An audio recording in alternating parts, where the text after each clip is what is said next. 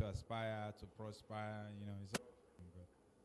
But you find out that you're going to go really far when you have the right type of friends. And how you know your friends today, you look at your class, you look at the people you work. It's not all of you that dress nice together and you have matching socks, and that's not. It sounds nice, right? Long socks, you're wearing 2 socks, That's the first layer of friendship. But you look at your friends and you say, is this person trying to make me be better? That's actually how you measure who your friend is. So how many of you have best friends in school right now? Best friends? Okay. Who is your best friend? Who is your best friend? So, wait, let me ask a question. If you're sitting down beside your best friend, raise your hand. If you are sitting down beside your enemy, raise your hand. Yes.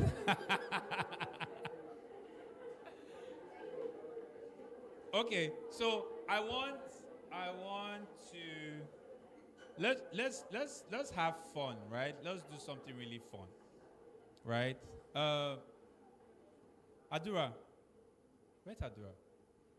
I'm allowed to give her money, right? Okay, good. I am not. The moment I say I'm allowed to give her money, some people raise their head like this. They're like, it's about to go down. Even the cameraman is licking lip. He's like, So I'm going to give, and we're all going to decide, right? 2 people that will say, like, I want 2 best friends to come out. 5, 4, 3, 2, 1. Hey, wait. Hola. See, okay. I said 2 best friends. You will carry your whole class. Wait, so I'm going to go with them and them. Who came first? Okay, you guys and you guys. Let me work with both of them. Thank you. Round of applause for every other person. So you guys are best friends, right? You guys are best friends. So I have a very limited time. What? The same school? No, I want a different school. Where are they? Oh yeah, come. Don't worry, I'll still give you. No, you're the first here. Yeah. No, it's money. It's my money that's gonna be involved in this. So we're gonna determine how, because I have like 3 minutes more, right? But we're gonna determine who. So I'm gonna give you, whoever wins, I'm gonna give each of you 10K. So that's 20K. So don't cry, my sister. Don't cry. So I'm gonna ask questions. You're gonna back her like this. Back her. Hey, if you like, tell her your blood group. It's not back. So it's about to go down. Very simple questions. Very simple. Hey. Don't try that with me. You're exchanging notes. So wait.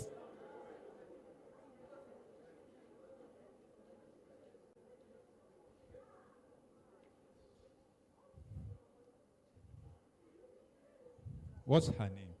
Olamide Olayode. Awesome. What's Olamide's best color? Black.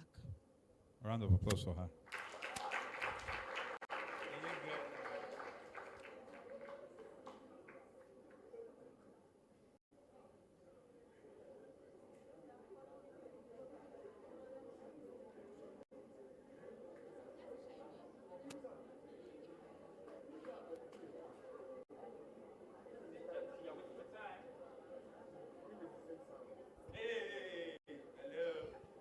What's her name? Boyejo. Okay, great. What's her favorite? What's your favorite food?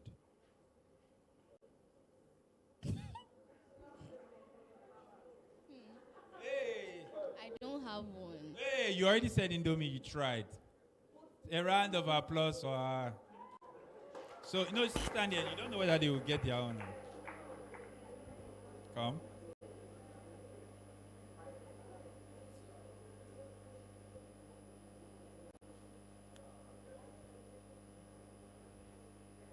What's your name?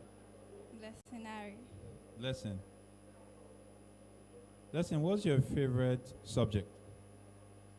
Government. A round of applause to them. Uh-uh.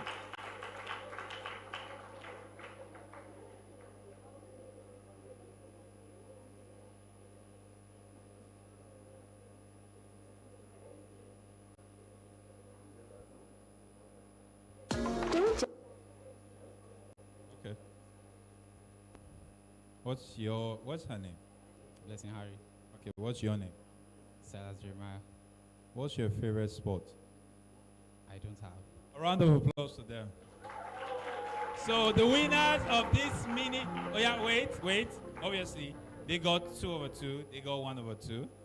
Now the good part is I'm going to give you 5k, right? I'm going to give you 10k. But here, wait, hold on. I'm about to. I want to wrap up. I want to wrap up with this. One of the things that's very important on your journey is the type of friends you keep. The type of friends you keep, because you can be very skilled at something, but your friends are the ones who understand you well and can push you further. So get good friends that know you. Okay? Thank you very much, everyone. Yeah, come on. Thank you very much, Mr. Imisa. A round of applause for Mr. Imisa. Come on, guys. Because you did not collect money, did not mean you will not clap. Oh. Please put your hands together. Come on. All right, guys. Now it is about time for us to go into the panel session properly. And I would like to introduce the moderator of this session. I have to tell you this one. He did mention, if there's one thing you will do in this life is get good friends. And that will determine how far you go. Now, the person I'm about to introduce is not just a good friend, she is an amazing friend. She's a dynamic and articulate communicator with extensive experience in multicultural environments. She's handled strategy and operations for sustainable and innovative science technology and construction. She's also been in retail and FMCG.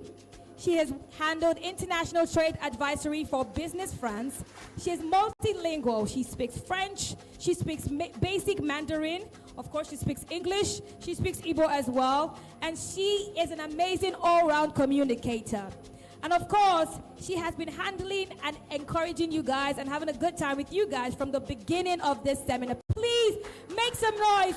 Put your hands together for Miss Chidima Sipodu.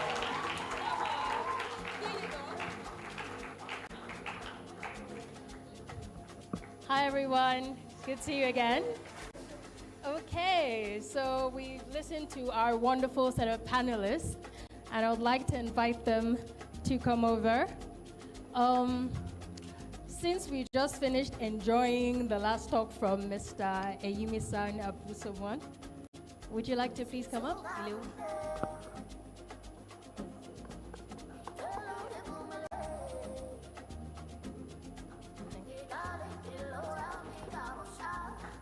Thank you.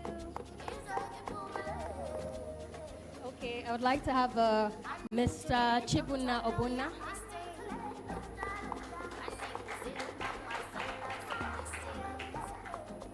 Ms. Rejoice Ewema.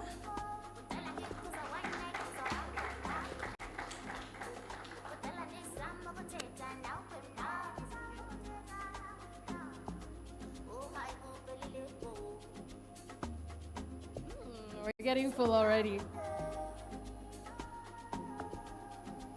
The lovely Ms. Temitope Tankwe and Ajay.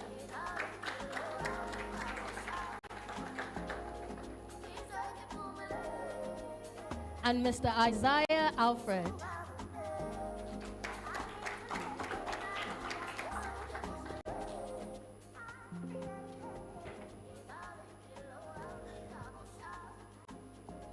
Thank you so much for sharing your amazing words and your experience with us.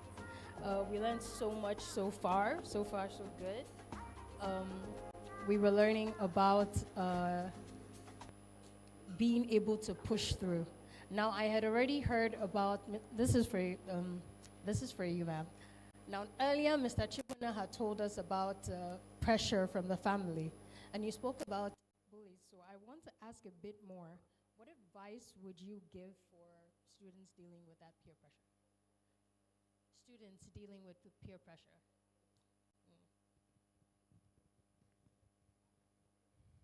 Okay, so to be very sure, you mean pressure from the family or from their peers? Okay. So I would say, to be honest, there's nothing at the top of my head, but your confidence is key, right? You need a strong identity. You need to understand who you are, whose you are, and because growing up, right, I had different kinds of friends, to be honest, and oh boy, I was pressured because I'm a sanguine. I don't know if we understand the temperament. I'm a strong sanguine. I like people. I'm very adventurous. I like to try new things.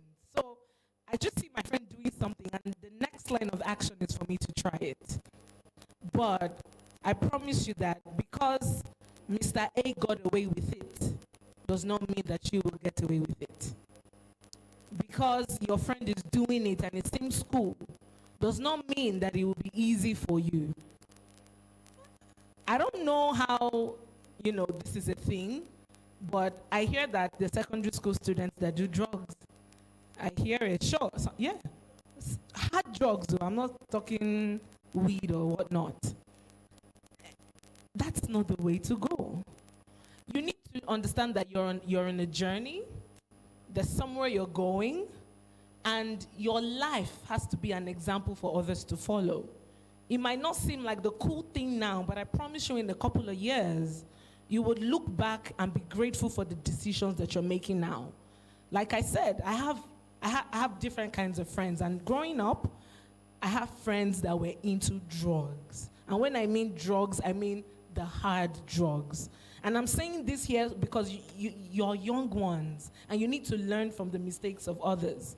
Yes, some people got away with it. How do I mean? They probably never got an OD, which is an overdose. They never overdosed. Some people were able to navigate life with or without it because they've got strong financial backing, maybe from their parents.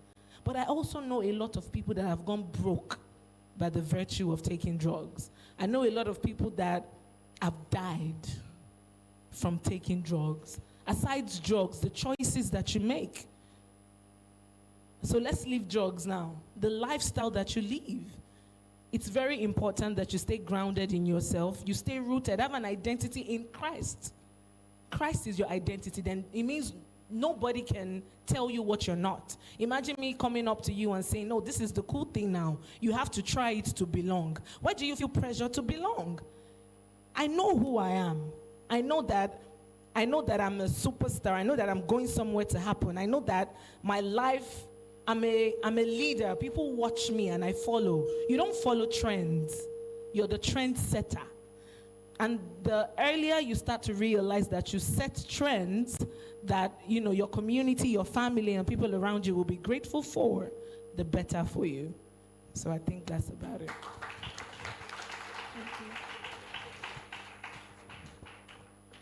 Thank you so much. And that really spoke to me because it made me realize that we need to actually know who we are. And speaking of who we are, this is for Mr. Isaiah. How were you able to look at yourself and say, this is the skill, this is the one? How did you check everything and say, this is what I think I should build on? How did you figure that out? So I think it's one of our colleagues that has said, if you want to take a course in school, know what you have to do. You don't have to listen to the parents, yeah? And when I got here, I said, I'm the last. And when you check out last kids and some other kids, You get to talk to yourself, so you brainstorm internally before you present what you have, right? So I think within that space while I was still young, I had that chance to really think about things from a holistic view. Holistic view means I can see it for what it is. There's engineering, but could it be better? There's medicine, but could it be better?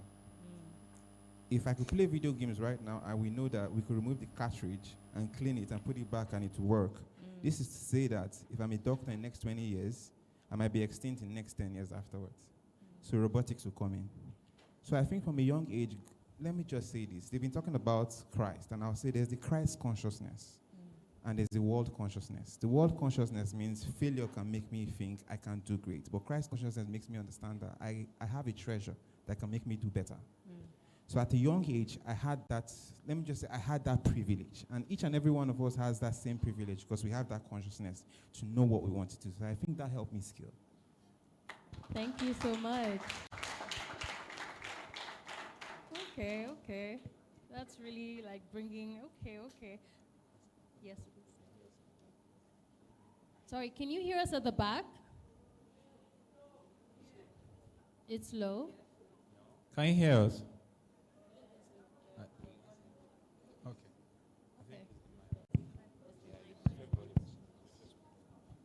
What about now? Okay. Thank you. Since you brought that up, I actually do have a question for you because while he spoke to us about identity and checking all of that, where did you get your discipline from? Something made you decide that I can do this, I can stand. Where was the push coming from?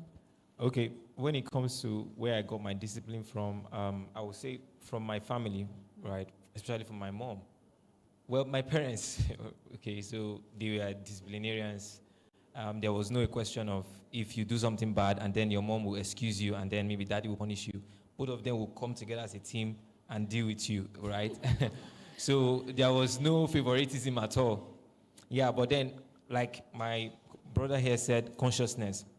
So as I started growing up, I started understanding my background, where I'm coming from, and seeing the efforts of my parents, the way they were investing so much to see that we go to the best schools and, we wear the best Christmas clothes and shoes, and we had the best gadgets. In primary school, I was wearing very expensive wristwatches, right? Yeah, that's what even made me the timekeeper in primary 3, right? I was wearing very expensive wristwatches, and that was because of my parents. They were not billionaires or millionaires, right? But we never grew up with the concept that we didn't have, right? We grew up knowing that we had abundance. And so I started understanding that I needed to steward this treasure that I had. So on getting to secondary school, which was a military school, of course, discipline is like number one. We wake up so early. We go to morning prep. Everything was regimented. Time to eat, time to sleep, time to whatever. Everything was timed, right? And that's where I got my discipline from, and it stuck with me till today. Yeah. Thank you so much. So what I'm getting from all of that is that as much as there was some sort of pressure from the family, it also helped you thrive. Absolutely. It built you. It was even from the teachers, because from the schools, that's where you pick that up. Yeah. So as much as you had to do things that you did not want to do at the moment, it did build you. Truly. That was it, right? Yes, Okay, absolutely. so we're all on the same page, right? Yep. Okay, that's perfect. And that's coming right to you. Because I was getting passion from you. I heard you speak. We've gotten identity. We've known how to stand and be disciplined. But how do we drive this passion? Because you may sit down, figure out what you want to do. Like this is, you've already like spoken to God, like, be interacting in your word, and you're saying, this is who I am getting that I am from God. This is who I am. This is what I'm feeling. This is what I think is my call. But how do I push this passion? Okay, thank you very much for that question. How did I push this passion of music? I think for me, it came from my background, right?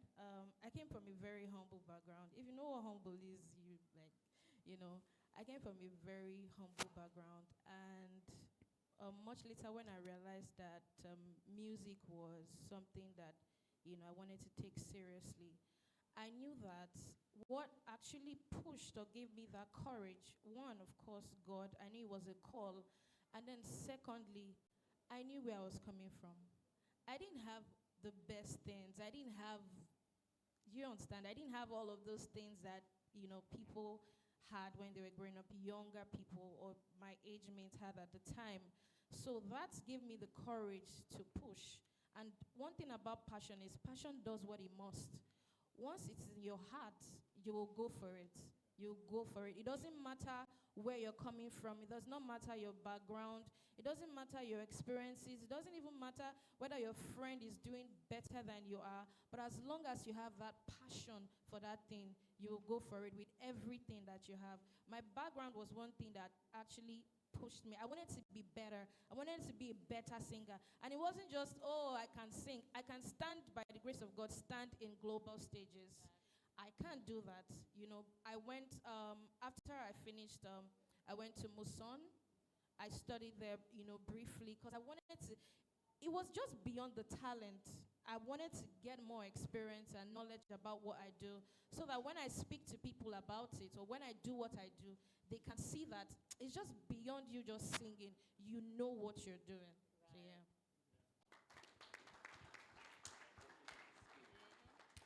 Thank you so much.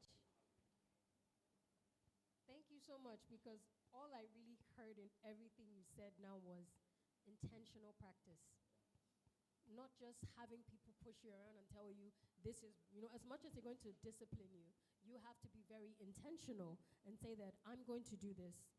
Right. I'm going to hone these skills. I'm going to push through. I'm going to show up. Oh. Okay. Yemi-san. Mr. Yemi-san, how was it showing up with the right crowd? You were talking about your friends and how they matter. Yeah. You got the identity on check. You got the discipline. You've gotten the passion. How are you able to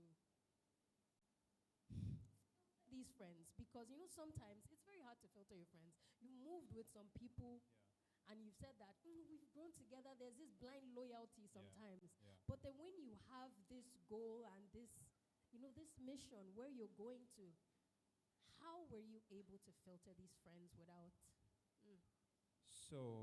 So how I was able to filter my friends. I think my first experience was somebody filtering me out. Right? So everybody has this thing. There's always someone in that school that is very playful, but always comes first, second, or third. That is always playful. You're always playing. You just say this one is not serious, but when you see their results, you'll be like, ha. So one of the things that happened to me growing up was I was very popular in school. So what happens is that you then have a lot of people around you. You have a lot of acquaintances that are same friends, right? But one of the things that I had to learn fast is many people are not your friends. They like the idea of you. Either they like the fact that, oh, your dad is this, or they like the fact of you're just popular and all of that. So I started trying to filter my friends by looking at who were the people who really wanted me to succeed in class. I was a SS1, I was in social science. SS2, I was in science. SS3, I was in arts. I saw that coming. Oh, yeah. In fact, I changed to art 2 weeks to jam.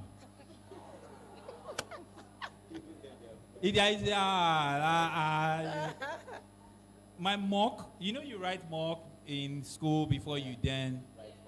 I wrote in science. And in fact, I had teachers that would say, you can never make it. You can never make it. And one of the things I quickly realized is, I was in science. So if you're in science class, you already have science friends, right? And you're all in class, and science people, they carry themselves like prestige. You are the one that's going to save the world, we had that. Then when I went to art class, art class is like the most unserious set of people who go to art class. So I left science class. I went. No, that's how it was. That's how it was during my time because That's science, how it's perceived. that's how it was perceived, right?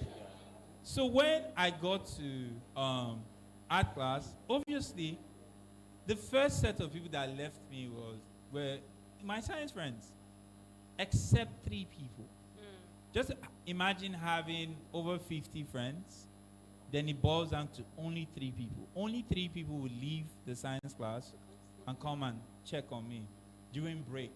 They will hang around with me. They were not, because when teachers start saying stuff like, this boy is on serious, you can't make it, you start to see students shift away from you. But I found out that those 3 friends stuck with me. And that type of, the challenge I went through helped me filter them. Until today, we are still close friends. That's good. So yeah. It's a really good place to start.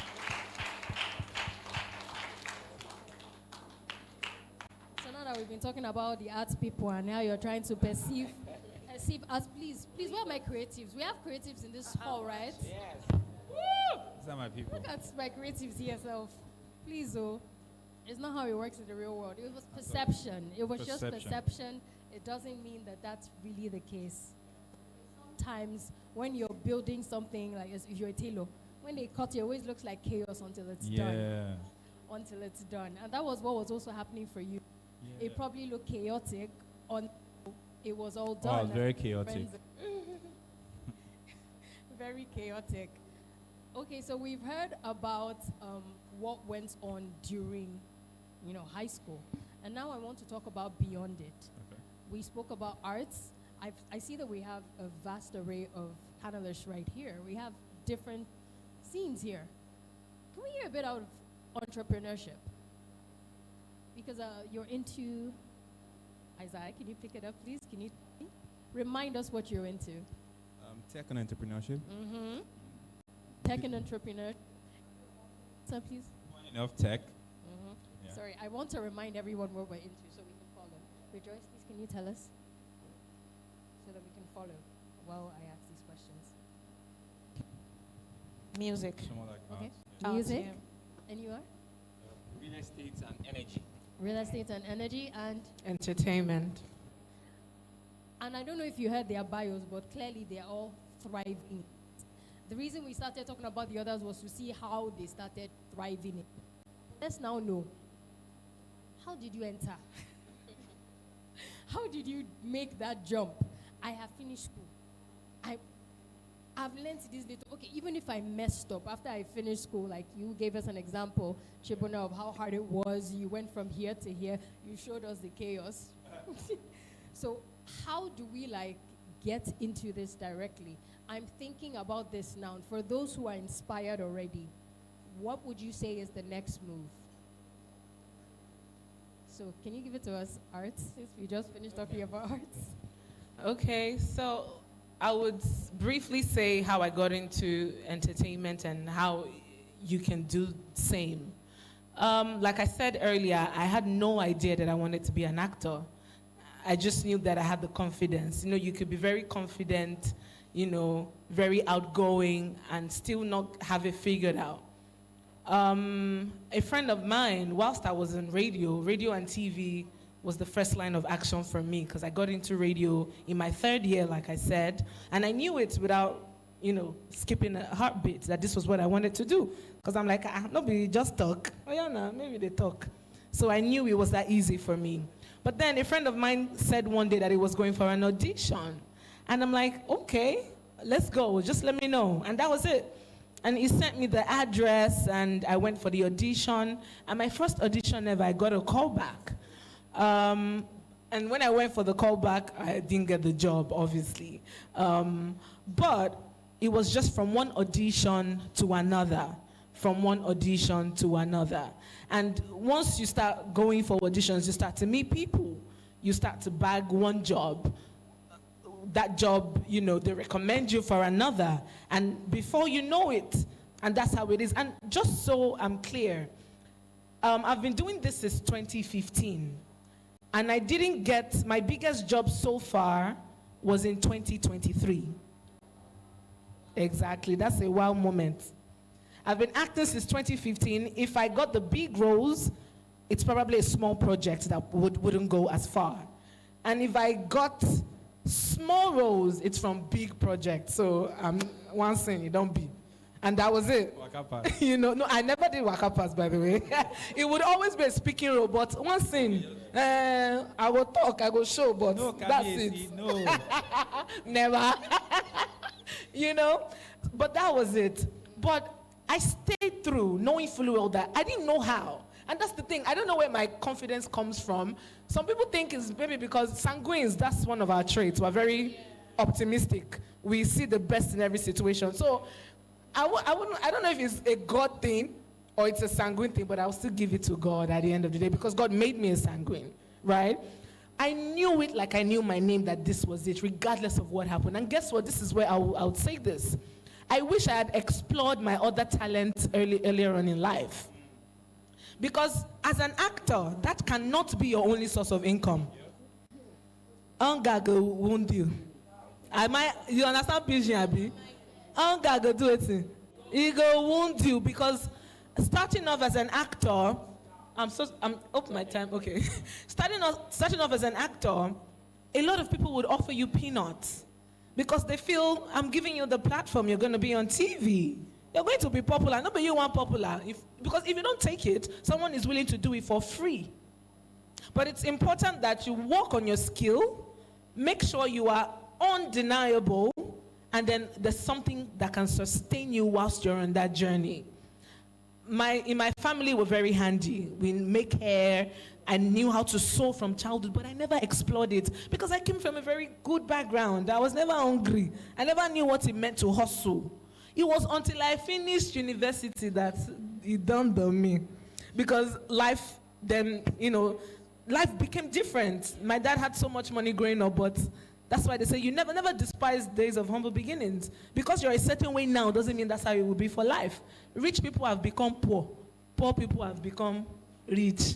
And that's the reality of life. And that was the case for my dad. Very wealthy man, but life happened and things didn't go as planned. And I couldn't do the things that I was used to doing. And then I started asking myself, so what do I want to do with my life now? I'm acting, the funds are not coming in as much. I wish I had started off making money in uni with the skill that I had for free. I was so good with making hair, but I got to do it for free.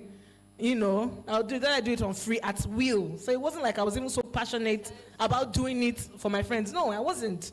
I just do it once in a while and I let it go. So please explore your skill, explore your talent, start making money from that thing. Because what you studied in school is not what you would necessarily build a career out of. So long and short, just keep at it. You will meet people along your, in your journey. People that would direct your steps, introduce you to people. Take courses, acting schools, watch from the people that have gone ahead of you, and then it becomes easy. Thank you. Thank you very much. Thank you so much. Just to put out this reminder, because now we're talking, I know most of you have some questions for them. Kindly write them down, and someone's going to come to you and pick it up, okay? Just to put that out there. Also, from what I got when she was saying, I heard I use big words like sanguine, and that is reminding me what's the keynotes. The first speaker said, that is Mr. Leonard, and he was saying that you should read books, right? Read books, what she brought up, she said right now as well. So just putting that out there as a reminder, we need to actually, we were talking about being intentional with practicing, but now we also have to be intentional in actually growing. Intentional with growing, that's what you're saying, right? Thank you so much. Okay, so because of time, we're just going to try and shorten some of the answers. Okay. No problem. All right. Can you hear me? Can you hear me from the back? I have a relationship. I have a very, I really want people at the back to hear what we are saying. All right. How did I make the jump from secondary school, university, and now I'm building two companies? The first thing is this. I'll share from the Bible. The Bible says that the steps of a good man are ordered by the Lord.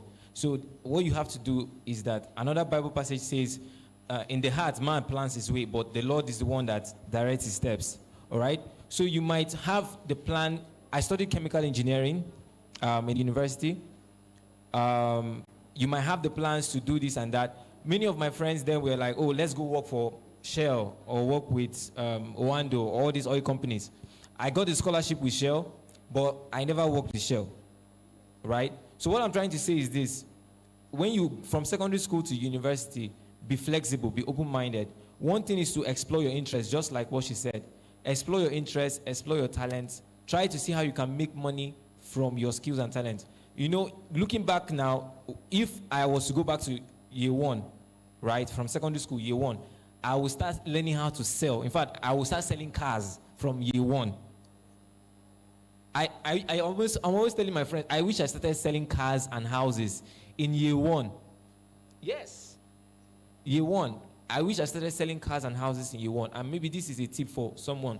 Learn how to sell something, right? That's the first skill. Because sales is always a transferable skill from one industry to another, right? Learn how to sell something. Start selling something. You can make this crochet. I don't know if you can, all those things. Yes. Make it, sell it. You can barb hair, sell it. Anything you can do. You can draw. Do the drawing, sell it. Sell something. That's the first thing. Then secondly, read. Because every leader must be a what? A reader. You cannot advance more than your level of knowledge. You need to learn about psychology, business, economics, things that work in real life. I need to learn about money. It's not really talked about much of the time in school, but learn about how to make money, how to manage money, how to multiply money. And one of the books I recommend for you is The Richest Man in Babylon, written by George S. Clason. Yes, that book has made me millions, and I'm just trying to encourage you to get the book. Okay?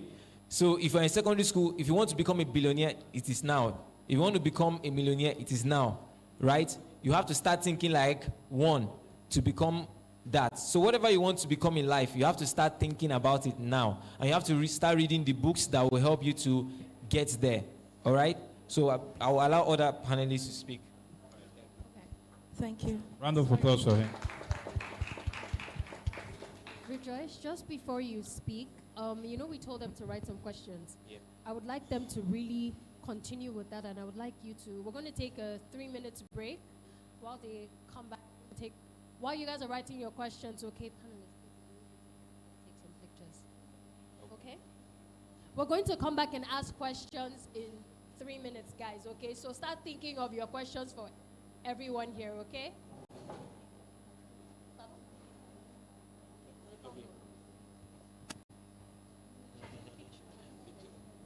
Okay, we'd like to take quick pictures with our panelists and our speakers. While you're writing down your questions, we'll be taking a quick photo session. Can we have our speakers up front, please? Can we have our speakers up front, please, to come take pictures with our panelists?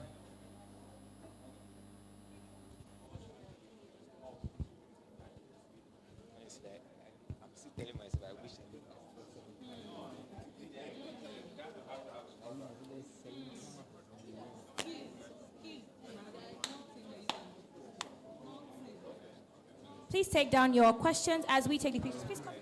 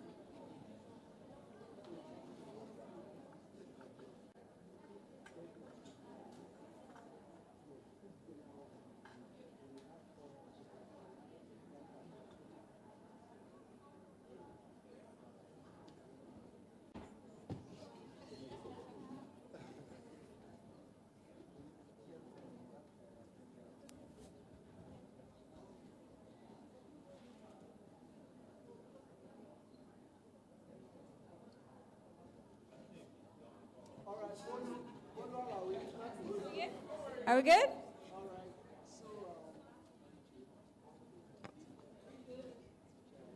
Can we have all the teachers in the shots as well, please?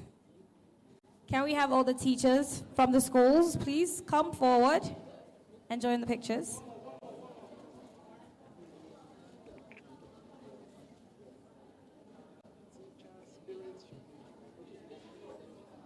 While the teachers are stepping forward, please, parents, get ready. Teachers, please step forward.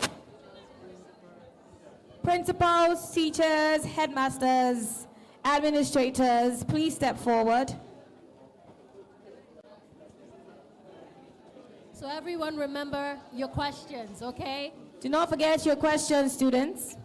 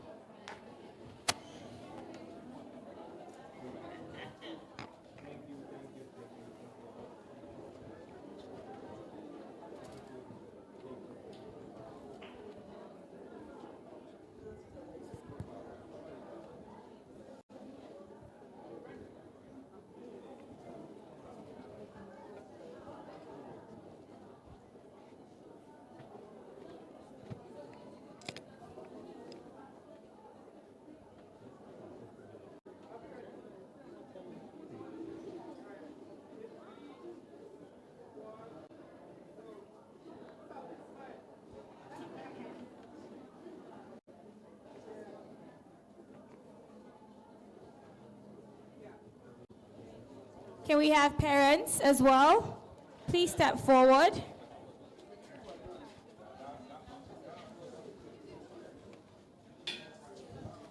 Can we also have the school representatives? A representative from each school, please step forward.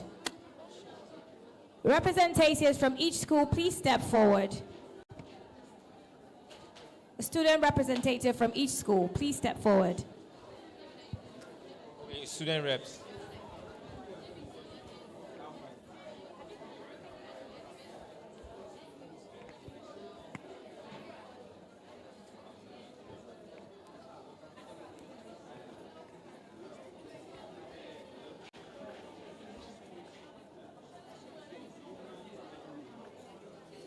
Can we get a student representative from each school? The representative from each school wearing the school uniform, please step forward. Student representative, please step forward.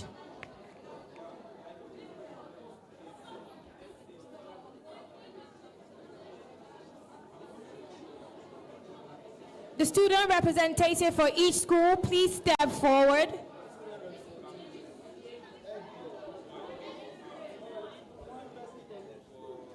Student representative for each school, please step forward.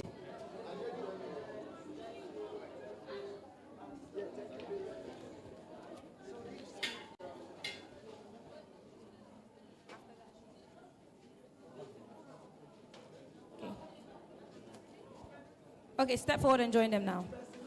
Student representatives, please step forward and join the photo.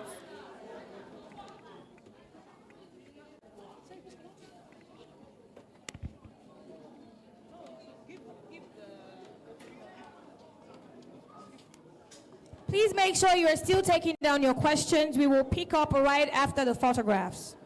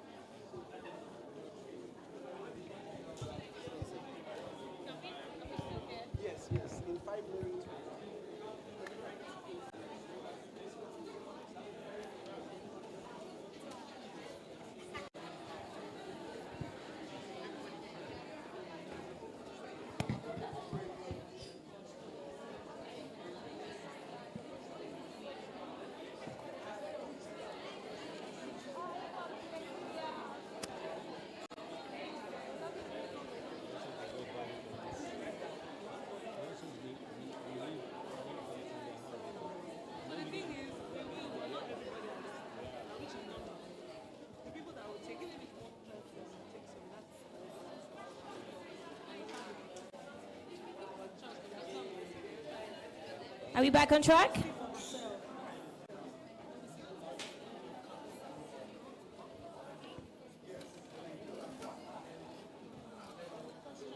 Okay, students, can I have you back on your seats once more? Can we have you back on your seats, students? Do you have your questions ready? Do you have your questions written down? Do you have your questions? Or would you like us to ask you to raise your hands to ask your questions? Any questions you have for our panelists? Do you have your questions? Okay, you have a question, one question over there. Who else? Raise your hand, one question over there. Another question there. Okay, we have questions around the room, so I will take the microphone to you so you can ask your questions. Who do we have from here? You? Or let's start with you first. Say your name, the name of your school, and your question. Panelists, are we ready? Are we ready for them? Can I have one house, please? Students, can I have one house? My guys. I'm giving us 3 seconds to calm down. 3, 2, 1. Great. Fantastic. All right, let's go. My name is Emmanuel Afolayan. I'm from Top Goodness School. So my question is, if you want to become a musician, what are the steps are you going to follow to become that in life? Okay. She? Round of applause for Emmanuel.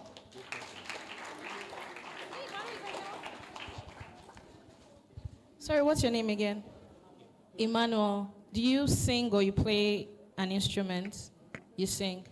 Okay. If you want to become an established artist, you want to be, first thing is you must first have the talent. Yes, it's very important that you have the talent, and then after that is believing in yourself. Believe in yourself, because there are so many people that are uniquely good at what they do, right? There are so many voices, there are so many talents out there, but it must start from here first, that no matter where I go, I am different, right? So if you have the talent, believe in yourself. Believe that you can become that you want to be. And then lastly is, don't joke with practice. Nobody gets up there by just not doing anything. You can, if you Google the likes of Kirk Franklin, Rema, all of these people, you can tell that there's a backstory. They started from the church. They started practicing. In fact, I'll take you back to Rema. I think Don Jazzy found Rema when he was doing his freestyles. Does anybody remember that story? God bless you. So he was doing his freestyle in a car. I don't know whose car it was. And then somehow Don Jazzy found him. So that's the thing. They must find you doing something. You must always try to evolve. Always try to develop yourself. Because if you're going to that global stage, you must know what you're doing. Yes. So practice. Don't joke with it. Believe in yourself. And when you have the talent, keep evolving and getting better at it. Yeah. Okay, good. A round of applause for our panelists. Who's next? We have, one question here. All right.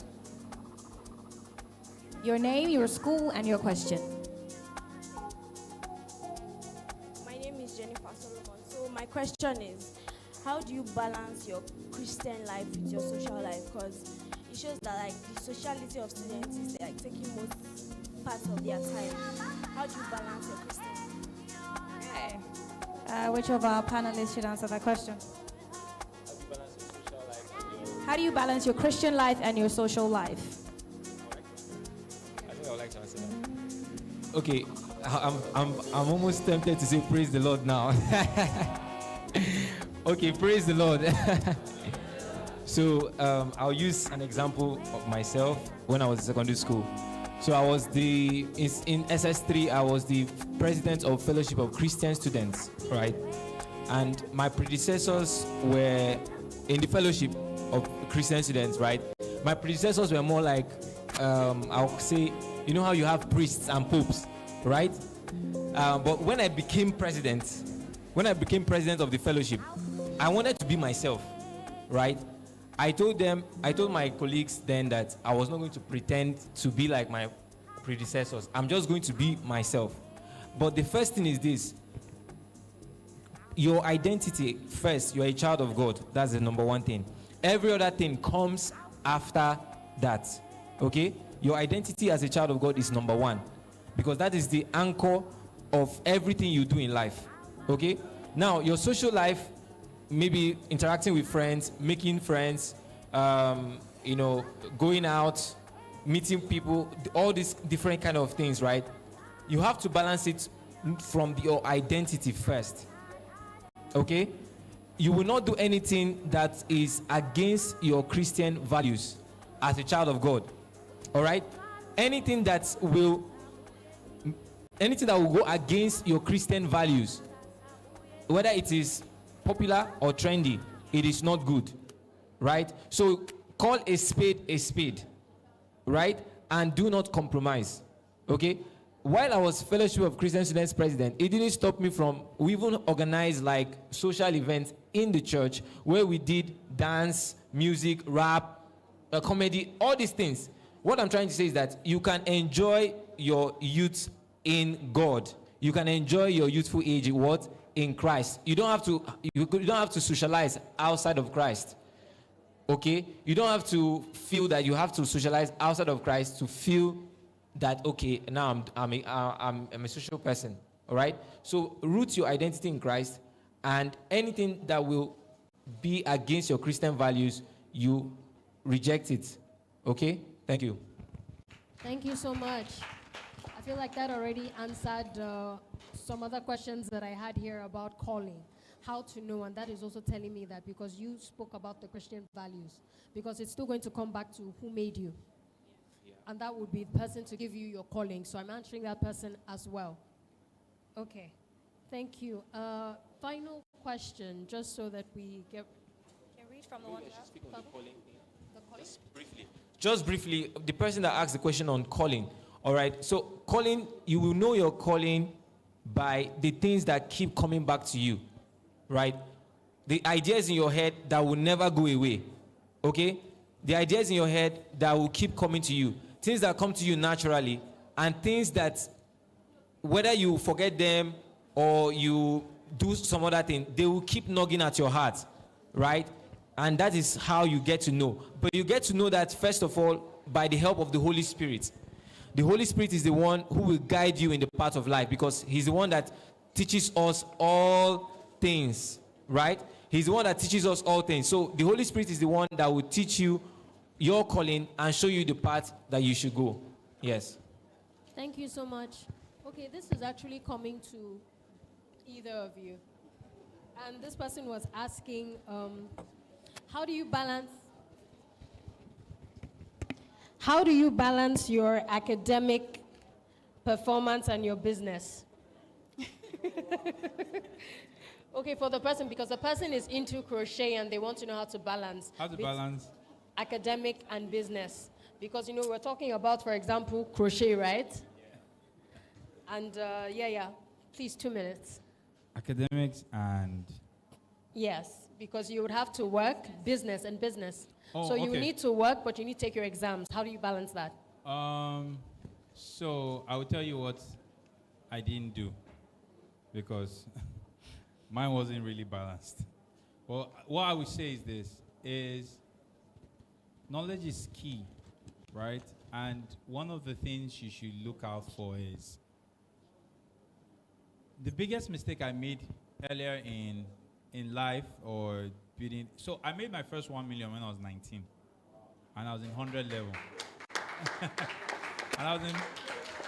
So when they were talking about, in school they wished, I was like, in 100 level, I already made 1 million. So here's the thing that I would say. That thing made me not focus so much in school till I was in 300 level, and it's a horrible thing. It's a horrible thing to do.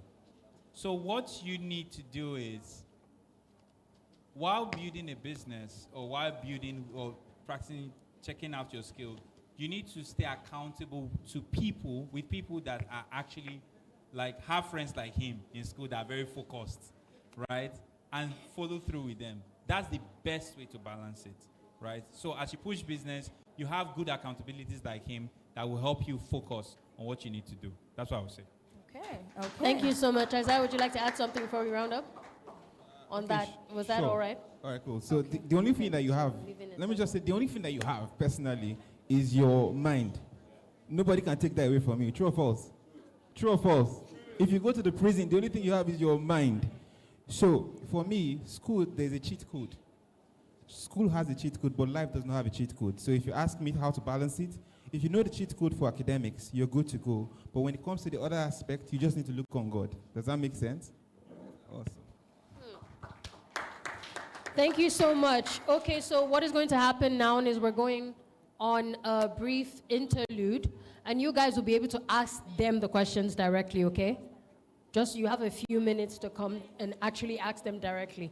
So, Thank you very much. Please, a round of applause for our moderator and panelists. If you have not gotten answers to your question, don't worry. We're going on a 5-minute music break where our amazing saxophonist Isaac John will play us some music. And in this time, I want you to walk up to each panelist that you have a question for and ask them directly, and they will give you answers directly. Our panelists, if you have at least maybe 5 or 10 more minutes to just stay back for the students to ask you questions, if they have questions for you, please stay back 5 to 10 minutes. If you have any questions for Ms. Temitope, the actor that sat here, she has actually said that you can ask the convener for her phone number and she will respond to whatever questions you have. She is keen to give you her phone number, so ask questions if you have questions. We'll go on a 5-minute break. Please ask all the questions to the panelists before they leave. And when we come back, we will have our next keynote speaker. How are we feeling already, guys? Tired? So we're going to take a quick break so you can snack on, eat something. Right, and then when we come back, we'll get like some music in, Abi. You want music? You want some music? Okay. Right after our saxophonist, we'll get some music in, and we'll come back for the sessions, all right? Please, a round of applause for Isaac John.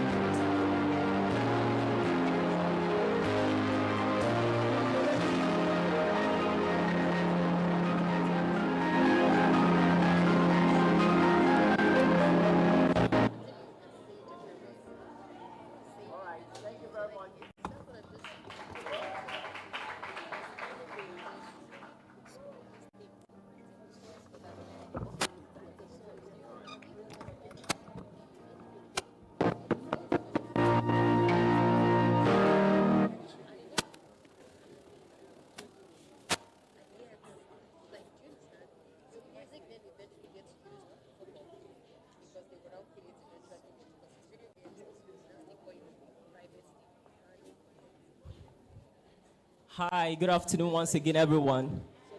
Hope you're enjoying yourself here. Actually, I came here to perform, but I've been blessed by the speech of the panelists and everybody that has spoken. Like the first person talked about stages of life. The first 30 years is your morning and your afternoon and your night. So, that was really impactful. So, my name is Isaac John, and I'm a student, a first-year student at the Music Society of Nigeria. So, I got a scholarship sponsored by MTN, and they normally do it every year. So, for some of you that have interest in music, to pursue a career in music, I'm here for you, actually. So, my name is Isaac, and I'm also the executive director of Correct Musicianship International Institute. So at Correct Musicianship, we offer music training. And do you know what? We offer private music training. Please, can you show me the private music training flyer?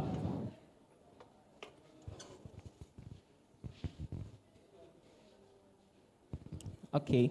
So the private music training is that we come to your house, we have instructors, certified music instructors, so you'll be given structural training.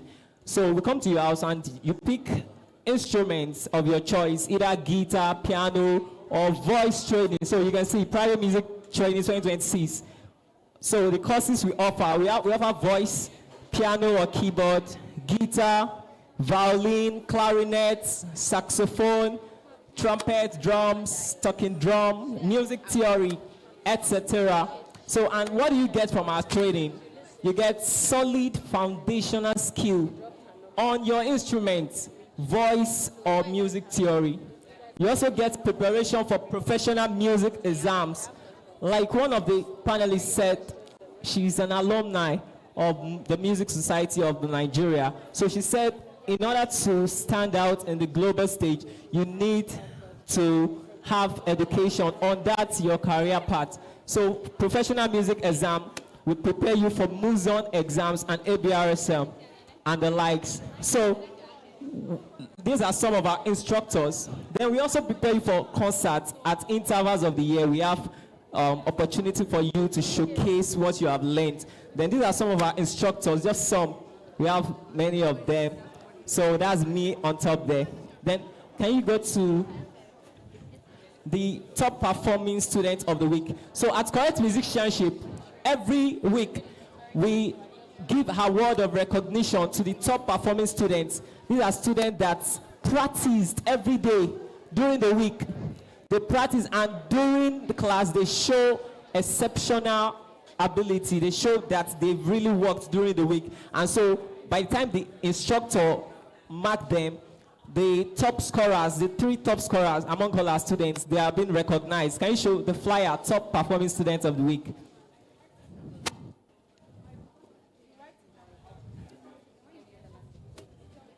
Okay, so there's a flyer, top performance. So this is March 2026, week 1.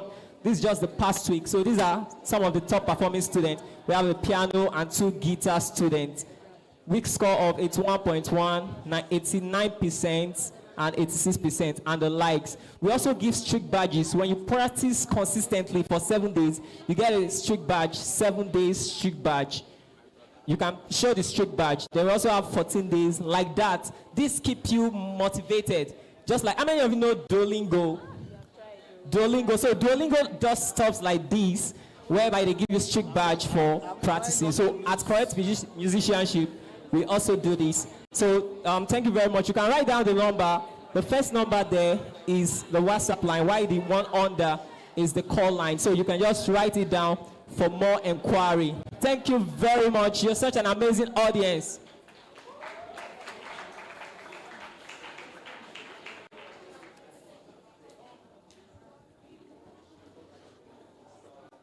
My dear students, how are we feeling? Okay, to our students sitting behind, please, can we fill up the seats in front? Can we all step forward? Can we come forward?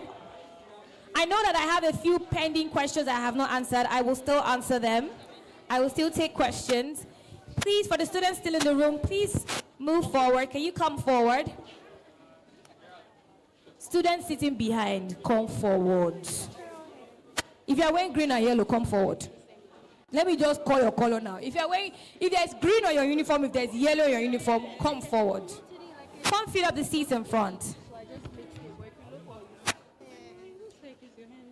Let's do that in the next 2 minutes, please.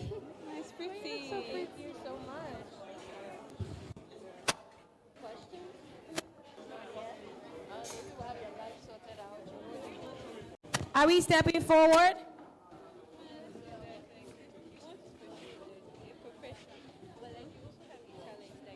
I can still see some greens at the back. That's why I'm still paused. Please, can we step forward? Can we fill up the seats in the front?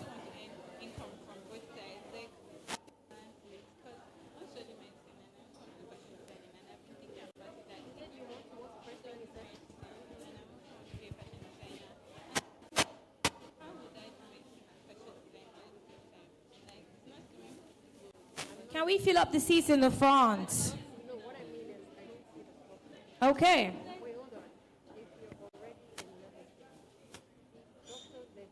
The people sitting at the back, what's going on?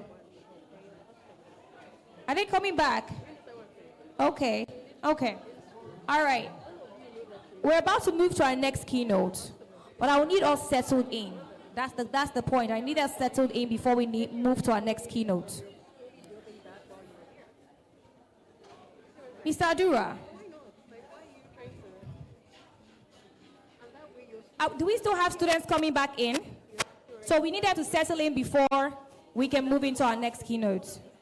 All right, in the meantime, I'm going to have our DJ play us some songs to get our energy back up.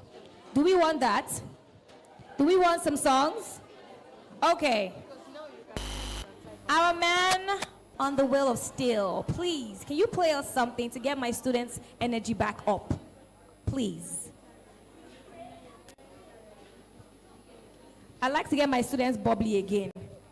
Let's do that. A performance? Whose performance? You? All right. Okay, so you want to perform with the song he's playing? No, like I'll play back to back. All right, let's do that then. Let's do that. Let's backtrack it.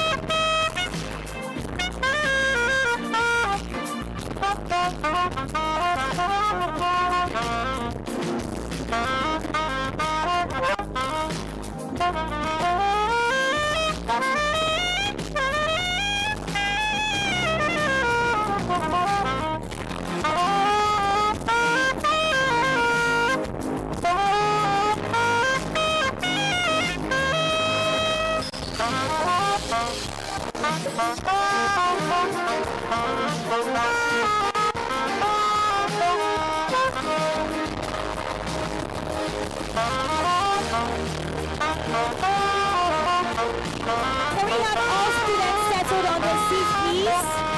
Please take your seats. Please settle down. We're about to begin the next session.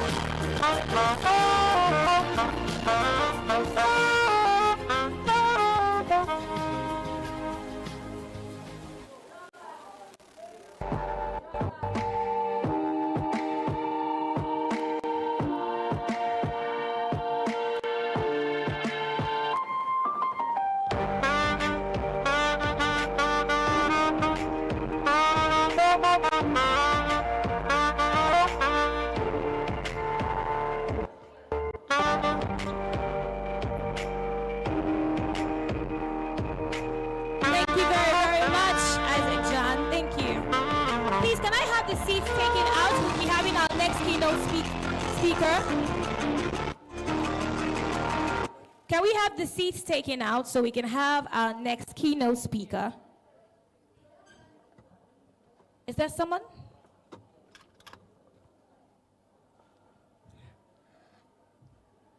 Please settle in, my dear students.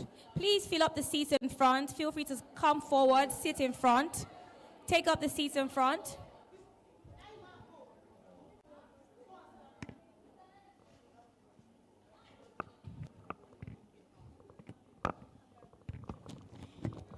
All right.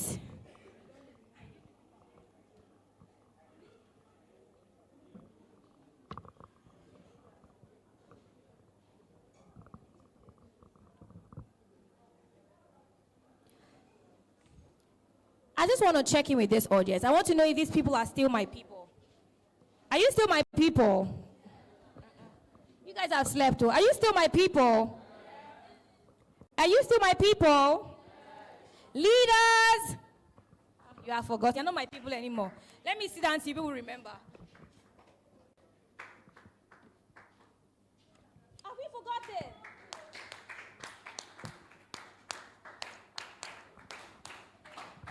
Okay. Ahead. I want to be sure we're coming back. Come on. Some people have given up. This brother has given up on me already. Have you given up on me already? Okay. All right. Thank you very much. Good, good, good. One last time. Leaders.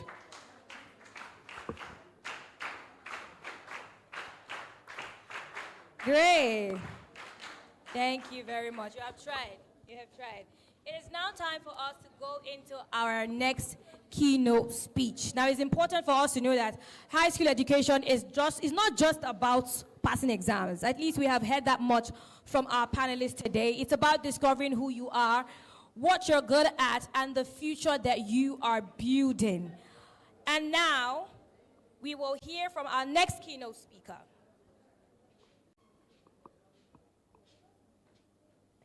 Our next keynote speaker is a strategist, management consultant, and digital transformation expert with a passion for helping organizations, entrepreneurs, and emerging leaders build sustainable growth and operational excellence. He currently serves as the general manager of the Pistis Life and Leadership Institute, where he leads initiatives focused on development, leadership, enterprise growth, and innovation-driven learning programs designed to equip individuals and organizations for meaningful impact. He's a member of the Institute of Management Consultants Nigeria and is committed to advancing professional consulting standards while helping businesses and leaders navigate transformation in an increasingly digital and fast-changing economy. His work spans strategy development, digital innovation, startup coaching, and leadership architecture, areas where he helps organizations gain clarity and build momentum and scale effectively. He's passionate about technology, education, and innovation. He actively mentors entrepreneurs and young leaders, guiding them to translate ideas into sustainable ventures, impactful institutions, and solutions that address real-world challenges. My dear students, with a round of applause, please make some noise for Mr. Emeka Odebili. Please put your hands together for him. Come on.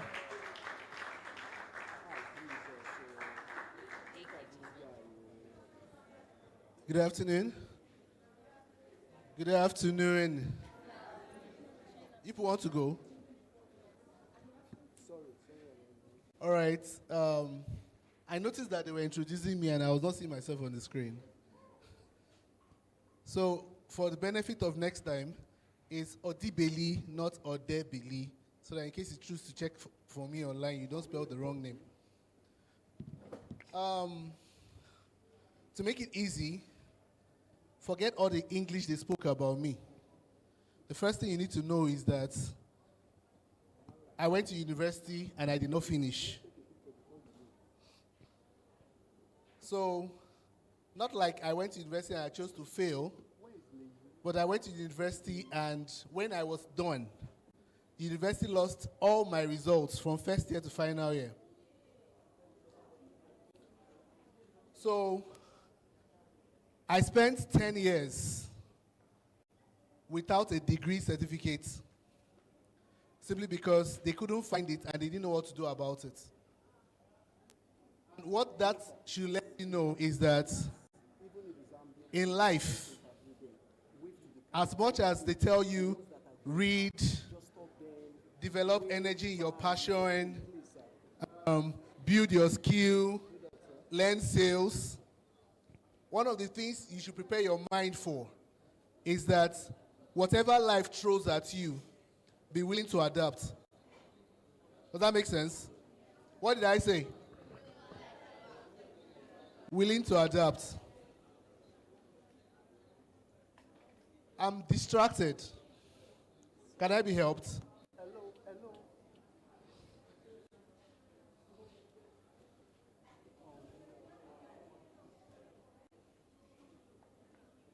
Okay, let's do this together. Raise one finger and try and clap. I want to get the loudest clap. One finger. Try and increase it to 2.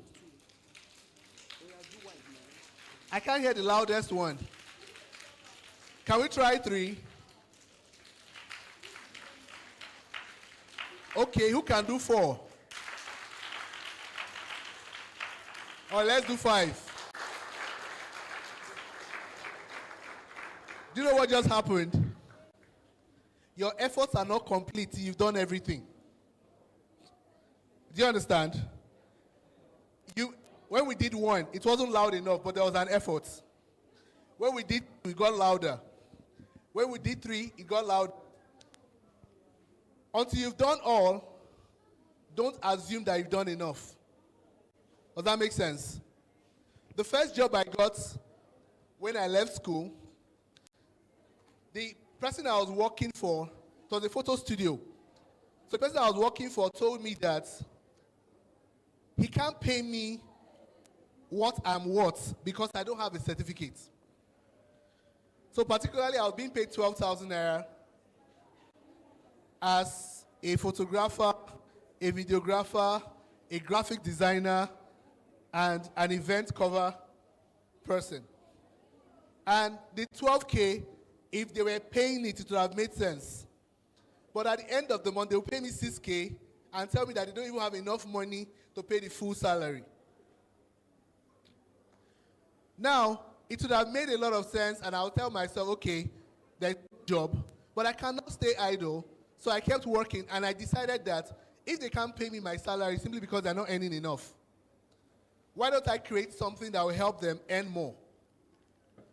So I came up with a concept that time, because at that time, most photography studios were just doing wedding magazines because they were covering wedding events. So I told my boss, let's come up with our own magazine, but let it not be wedding. And though he argued, but I was able to make my point, and he agreed I will make a magazine project. So whenever government gives out a contract and tells you, okay, do this road, build something here, we go there and we document from when the project was yet to start to when it started and when it ended. When we did that for the first company, they introduced us to a state. Then it was the Ebonyi State government. And Ebonyi State government decided that we should document all the projects they have done for 4 years. And they paid 25 million. I was excited because, to me, my salary could be paid. And what was my salary? After creating that, Anambra State government under Peter Obi now said, they like the idea and they think we can take it further. That they want to do 10,000 copies of what we did for Ebonyi State, and we're going to pay 60 million. So I was supposed to be made. So I walked up to my boss and I told him, we have made 85 million in the space of 2 months. I think it's time to increase my salary. Guess what he did? Can anybody guess? He sacked me.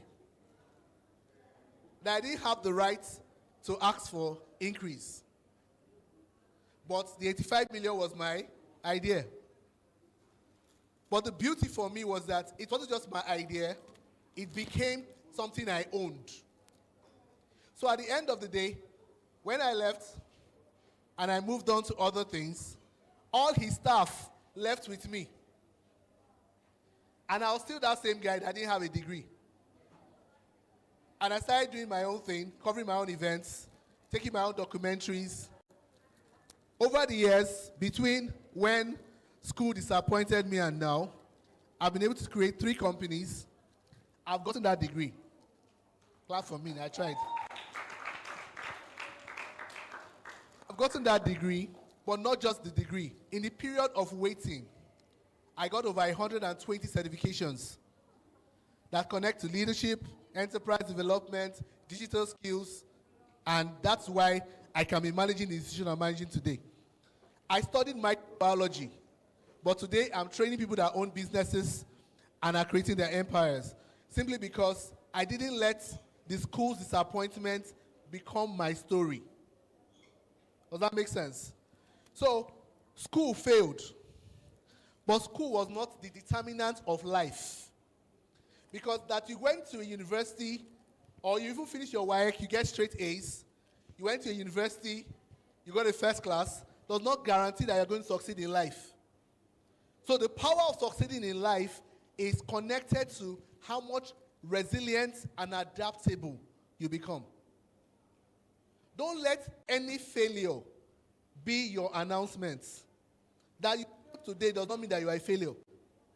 Do you agree? In short, the biggest successes we celebrate, they fail more than they succeed.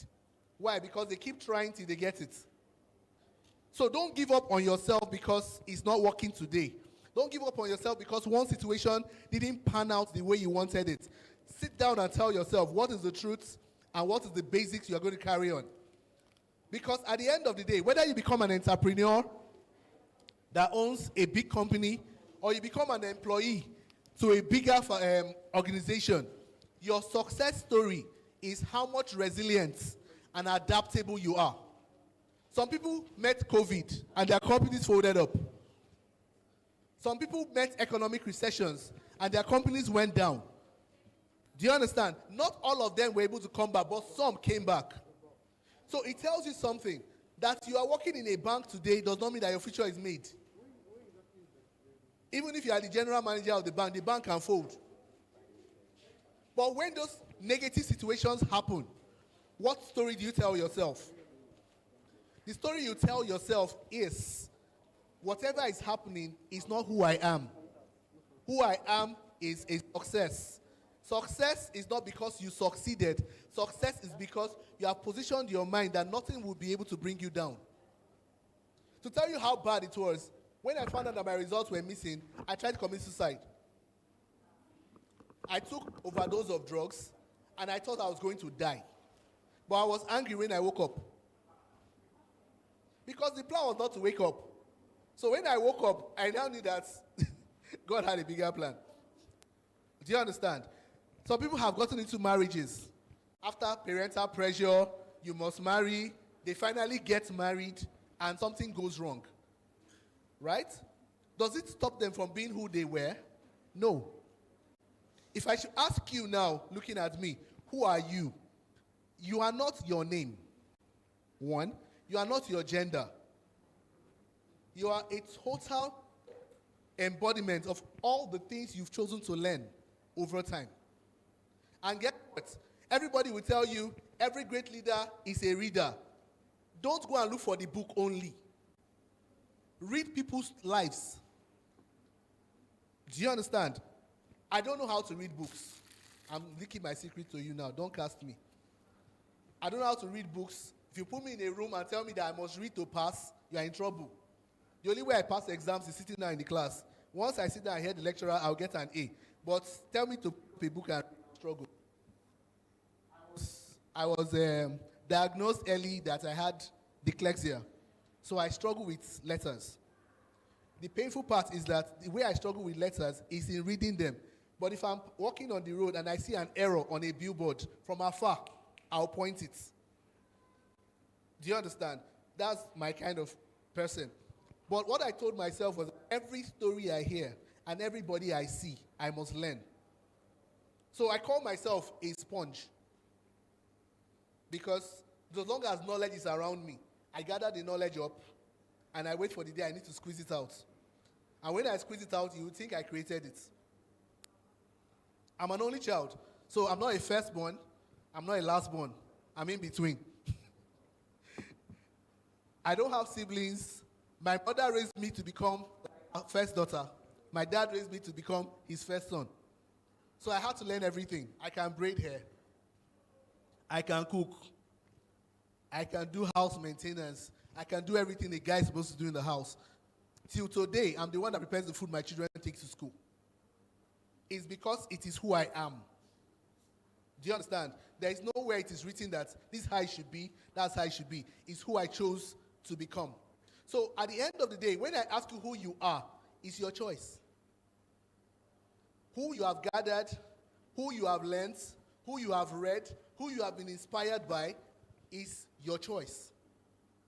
Don't wake up tomorrow and say, I saw one lady on Instagram, she did BBL, and she's all and she's an influencer. If she becomes your role model, did I choose her for you?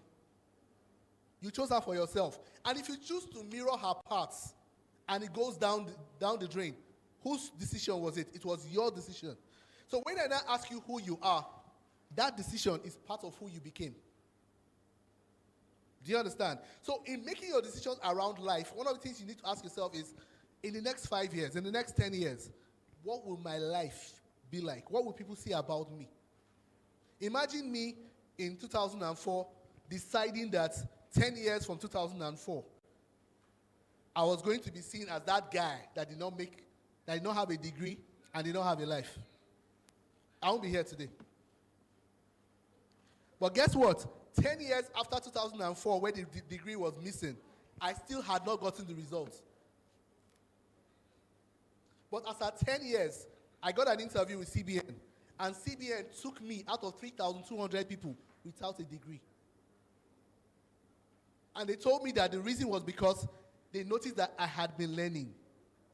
How was I learning? Events like this, I was helping them arrange seats. I was helping them set up the system. I was helping them clean the hall and clear up the debris after the event. Because I couldn't afford to pay for the ticket to the event, so I volunteered to be a part of the event so that I would listen to what people would say. As they said the things they had to say, I was learning. When I left those events, I was going to teach people the things I heard. There was a book I read in 2012, Capitalist Nigger. The book changed my life. If you see that book anywhere, please buy it. If you see it online, download it. Capitalist Nigger. The guy was talking about how that in the world today, we have the largest number of black churches, black-owned churches, using the highest number of technology as it connects to softwares, as it connects to hardwares, as it connects to speakers, microphones, and everything. And guess what? None of these churches is producing any of the equipment that they are spending most of their capital on. When he said it, it didn't make sense on a normal conversation. But looking at it over time, I noticed that the black generation had a problem. We buy wristwatches for effect. We don't buy wristwatches to check the time. We wear shoes to be able to prove a point. We don't wear shoes because they are useful or they are utility. We buy wigs to be able to tell the next person that I'm one of those that was able to buy it, not because we're trying to do anything for personal aesthetics. Do you understand? We drive cars to be able to prove a point, but whenever we're driving those cars, we don't see ourselves inside. Have you ever seen yourself inside the car?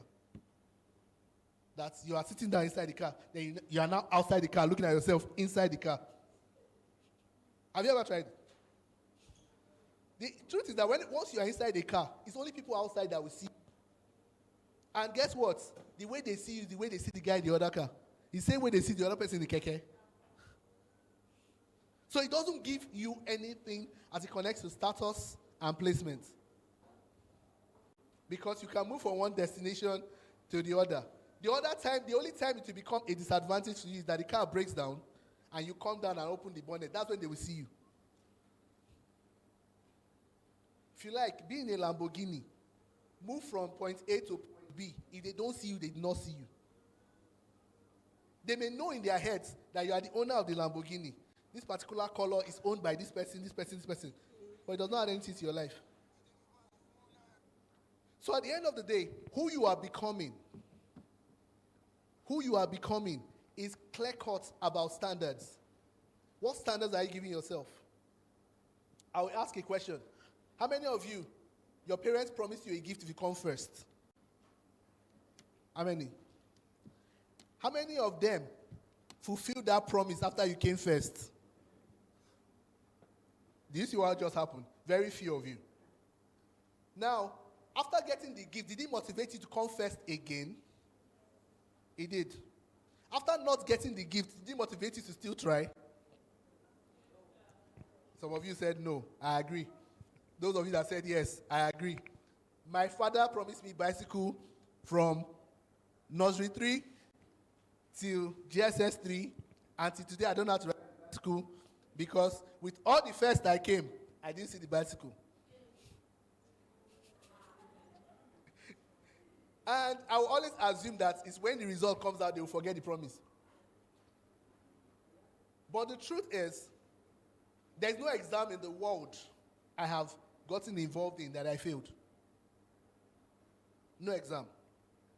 Precisely, some years back when NIT was doing their scholarship test, My friends, my wife, and my cousins, all of them went to go and buy GMAT textbooks to go and read, prepare for the NIT test. I was looking at all of them and laughing. All of us wrote the tests. I wrote mine in Asaba. And guess what? In the entire country, I was the highest. So I have learned that it's not by the book. Say amen. It's not by the book, because if it was about books, we know where some people will be. Have you ever asked yourself, how many people that had first class in engineering in Nigeria have produced something? It's almost none.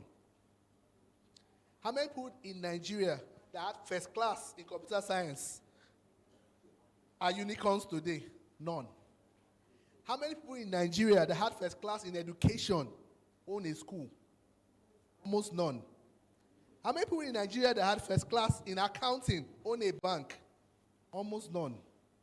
How many people that had first class in medicine own a hospital? Almost none. So at the end of the day, the first class drive is not that you shouldn't try to get it, but you should understand that trying to get it should not determine your life. Does that make sense? Trying to get it should not be your energy. Do well educationally to prove a point to yourself that you can. But let it not be your end goal. Because if you make it your end goal, you are learning to have the best result just to become the best employee. You hear what I said? Anybody that depends on salary is not going to be big. You see the poverty you are running away from? If you get a first class without direction, poverty will be waiting for you on the other corner. Say amen. So you need to be sinking in. So because you know that life is tailored this way, you need to begin to ask yourself, what next? I was making money in school, not because I liked business. I was drawing, I can draw with anything. I can draw with sand, anything, so long as it can add color to a medium. I can draw. As I'm looking at you, I can make sketches of all of you and I'll have fun. But guess what? They pushed me to go and read microbiology because they wanted me to be a doctor. How many of you here, the thing you want to do with your life is not what you are studying for? Tell me the truth. It's only me that knows. Okay, what are you studying for? Electrical engineering. Is that what you want to do? Your parents are not the ones pushing you into it. And what future do you see for yourself as an electrical engineer?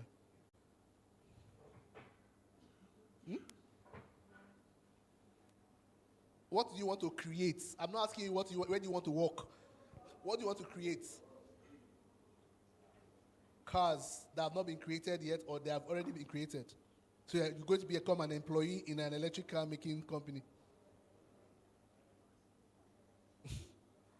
Well, you get my point now. Because he will learn everything. He will learn everything from someone who doesn't know anything. To go and work somewhere with everything he has learned to be paid for nothing. Did he come home? I'm running a school today. I'm creating another school. I did not study education. And some of the people that I saw that studied education, pardon me, please don't be angry, just an example. That some people will stone me now. My cousin studied, finished her secondary school, and in her secondary school, 8% of the people in the school failed. They had less than 3 credits in WAEC. But she had more than 3 credits, and she went on to study nursing. Most of those that had less than 3 credits went on to go and do remedial program in College of Education for NCE. Finished NCE, got direct entry admission to study for a degree in education.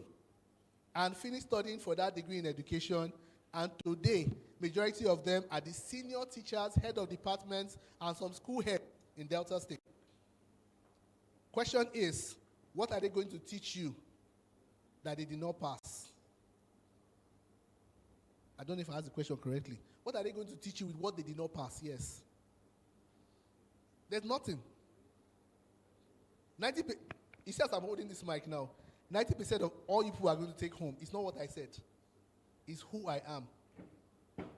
And who you perceive me to be. Based on what you are picking from what I'm saying. So, if a teacher has failure inept in them, no matter how well they try to teach you, somewhere in your head, there's going to be a limit to what you can learn. So what I'm telling you today is break the mold. You know what I said? Break what? Say it again. You know why I said you should break the mold? What you are learning in English today, when you come out of school, you find out that the best English you learned stopped in JS3. Every other thing you do with English, to WAEC, to university, is not new.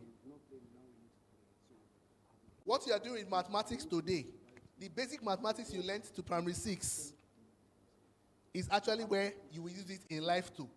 Every other thing is waste of time.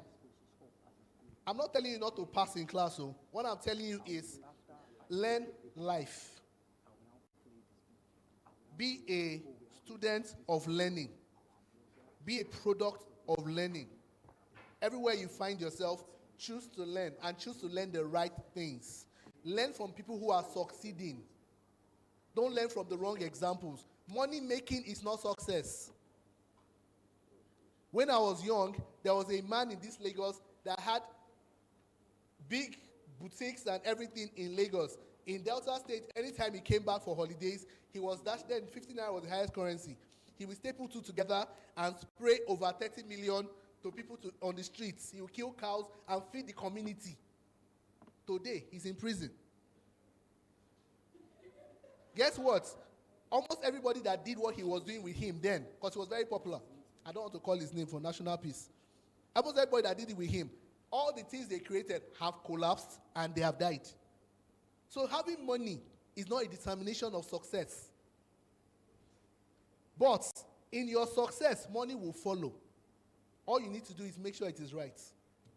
Then remind yourself that the academic four walls are there to help you learn. They are not there to determine your success in life. So if at the end of the day, some of you here get 9 A's, 2 A's, you get 1 A, and you get some F's, it does not mean that you are a dullard. All it means is that you have picked up an ability to learn. Know the things you ought to learn, know the things you ought to own, and know the things you will reign in life with. Does that make sense? You can choose to be braiding hair, you can choose to be making shoes, and you can still be a millionaire. And a billionaire is choice. And now that your choices are being gathered together, the most paramount of them all is adaptability and what? Learning. Say it with me. Adaptability and learning. Whatever life throws at you, choose to do what? Adapt. However you go through life with, don't stop learning. Thank you very much. Thank you very much. Another round of applause for Mr. Emeka. Have you guys learned well today? Have you learned enough today? All right, before we go, it is now time for us to get the final words from our convener, the man that has made sure that each and every one of you come here together and get poured into. Please put your hands together for Mr. Aduramiwa Olayinka. Come on, put your hands together for him. Come on, make it louder. All right, everyone. I mean, it's been a very good day, you know, having over 200 kids right in this, you know, building, and, you know, all of them just impacting, you know, getting impact from all the celebrity they've been seeing on TV, and, you know, just interacting with them and, you know, just engaging them. Again, a very big thank you to all our sponsors, you know, all our sponsors, from Pistis Life and Leadership Institute. So yes, Pistis Life and Leadership Institute, our headline sponsor. We have Paralex Bank. We have Pistis Foundation. We have Brass and Castle. We have Doing Our Things. And we have First Standard Insurance Broker. Come on, make some noise for them. Yeah, we also have, some other brands partner with us. We have Adana. We have the Correct Musicianship. We have 2M Media. And there are just, so much more of them. So, yes, a very big thank you to them. And, of course, we cannot, round up this session, without hearing from, somebody I call, a mother, a church mother. I call her my co-global lead pastor, home church pastor. Yes, ladies and men, welcome Pastor Bola on the screen. Thank you, thank you to all our partners, Pistis Foundation right there, 2M Media, Paralex Bank, Pistis Foundation, Adana, The Billion Smile, Brass and Castle, First Standard Insurance Broker, and of course, Empower to Do Our Things. Thank you, thank you, thank you. God bless you. So yes, can we have the video, please?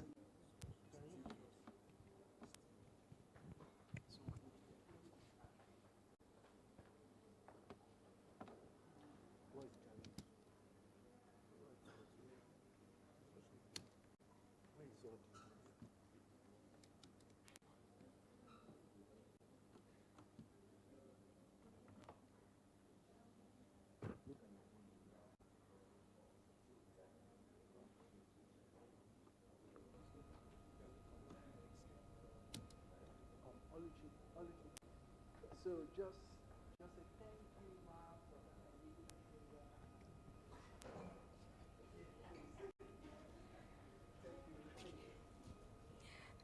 My dear students, a round of applause for yourselves again.